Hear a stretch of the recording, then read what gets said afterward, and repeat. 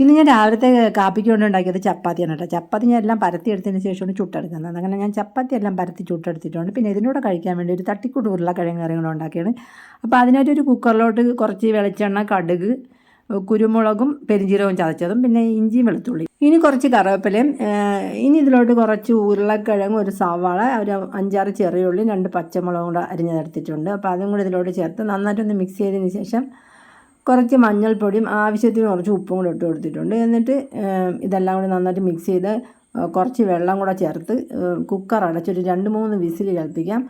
അങ്ങനെ ആവിയൊക്കെ പോയതിന് ശേഷം ഞാൻ കുക്കറിൻ്റെ അടപ്പ് തുറന്ന് നോക്കിയിട്ടുണ്ട്. അങ്ങനെ ഉരുളക്കിഴങ്ങെല്ലാം നല്ലപോലെ വെന്ത് വന്നിട്ടുണ്ട്. ഇനി ഒരു തവിയുണ്ട്, നന്നായിട്ടൊന്ന് ചെറുതായിട്ടൊന്ന് ഉടച്ചു കൊടുത്തിട്ടുണ്ട്.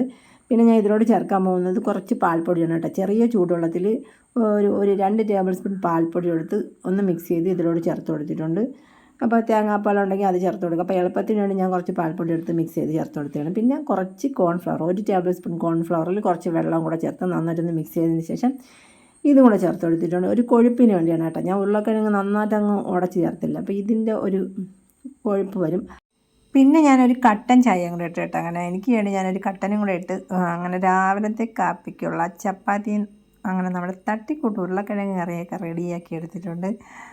അപ്പോൾ ഇന്നത്തെ രാവിലത്തെ കാപ്പിയുടെ പരിപാടിയൊക്കെ കഴിഞ്ഞു കേട്ടോ. അപ്പോൾ ഇത്രയൊക്കെ ഉള്ളൂ എൻ്റെ വീഡിയോ. അപ്പോൾ വീഡിയോ ഇഷ്ടമായെങ്കിൽ ചാനൽ സബ്സ്ക്രൈബ് മറക്കല്ലേ.